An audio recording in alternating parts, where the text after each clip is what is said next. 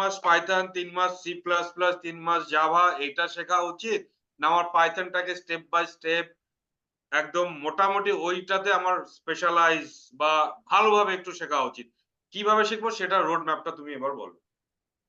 এটা খুবই ভালো প্রশ্ন, এবং এটা নিয়ে যে আর কি মানে আমি যে আজকেই যে সম্পূর্ণ উত্তর দিতে পারবো তা নয়, এবং সেই কারণের জন্যই আমরা ধরো একসঙ্গে কাজ করা শুরু করেছি বাচ্চাদের সঙ্গে মিলেমিশে, তোমার স্কুলের একদম। বাচ্চাদের সঙ্গে এবং সবার সঙ্গে মিলেমিশে আমরা কাজ করা শুরু করেছি। তবে আমি যতদূর দেখেছি এখনো পর্যন্ত, যে কয়েকটা ধাপ খুব জরুরি। প্রথম যেটা শিখতে হয় সেটা হচ্ছে যে প্রোগ্রামিং কি জিনিস। ধরো প্রথম লেভেলটা বলি। প্রথম লেভেল হচ্ছে যে প্রোগ্রামিং কি জিনিস এবং কেন সেটা ব্যবহার করবে, এই ব্যাপারটা জানা খুব জরুরি। কারণ তুমি একটা বাচ্চাকে যখন শেখাচ্ছ সে তো কিছুই জানে না, সে তো পৃথিবীতে কত রকমের কি কাজ হচ্ছে সেগুলোও জানে না, এবং তাকে তুমি হঠাৎ আর একটা জিনিস নিয়ে চলে এলে যে প্রোগ্রামিং, সে কেন শিখবে প্রোগ্রামিং, সেই জিনিসটা তাকে জানানোটা খুব জরুরি। যে হ্যাঁ মানে প্রোগ্রামিং দিয়ে তুমি এটা করতে পারো, প্রোগ্রামিং দিয়ে তুমি ওটা করতে পারো। এবং তার সঙ্গে সঙ্গে শুধু তাই নয়, তার সঙ্গে সঙ্গে হচ্ছে যে তার যে ব্যাপারে আহ, উৎসাহ আছে, এই ব্যাপারটাকে প্রোগ্রামিং এর সঙ্গে আহ, সংযোগ করে দেখানো, এই ব্যাপারটা খুব জরুরি। তো এইটা আমার মনে হয় যে প্রথম ধাপ হওয়া উচিত প্রোগ্রামিং এর ক্ষেত্রে।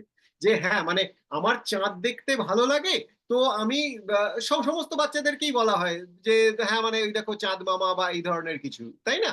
তো মানে একদম। এবার ধরো সেই চাঁদের অ্যাসপেক্ট দিয়ে, চাঁদের দিক থেকে চাঁদ দেখতে ভালো লাগে, এবং সেটাকে কিভাবে আমরা প্রোগ্রামিং এর সঙ্গে কানেক্ট করতে পারি। কারোর ধরো হঠাৎ করে দেখা গেল যে হ্যাঁ মানে সেটা সেটা হচ্ছে ধরো এন্টারটেনমেন্টের ব্যাপার। এবার তাকে সব সময় দেখানো উচিত যে হ্যাঁ মানে এই ধরো চাঁদ দেখতে ভালো লাগছে, তুমি তো রাত্রিবেলাতেই শুধু চাঁদ দেখতে পাও, এবং দিনের বেলাতেও যদি তুমি চাঁদ দেখতে চাও টিভি স্ক্রিনে, তাহলে তুমি প্রোগ্রামিং দিয়ে এটাকে সহজেই করতে পারো।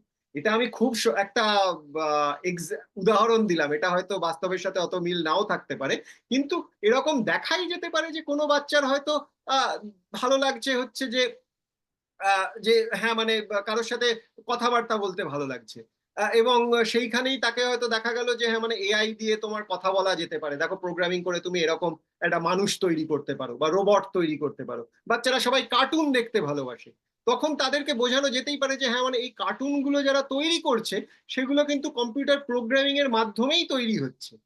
তো এই জিনিসটা তৈরি করাটা খুব দরকার। এই কার্টুনটা হয়তো খুব একটা রিলেভেন্ট উদাহরণ হবে সমস্ত বাচ্চাদের জন্য, তারা সবাই কার্টুন দেখতে ভালোবাসে। কিন্তু কি করে এই কার্টুনটা তৈরি হচ্ছে, কি করে টিভি স্ক্রিনে দেখা যাচ্ছে, কি করে বা এত সুন্দর সুন্দর বিভিন্ন রকমের ফিগার তৈরি হচ্ছে, এইখান দিয়ে খুব সুন্দরভাবে কানেক্ট করা যেতে পারে যে হ্যাঁ মানে এগুলো যারা ব্যাক এন্ডে হচ্ছে সেগুলোর জন্য কম্পিউটারে প্রোগ্রামিং জানা খুব জরুরি।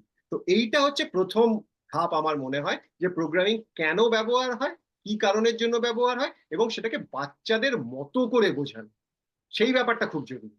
তো এটা হচ্ছে প্রথম ধাপ।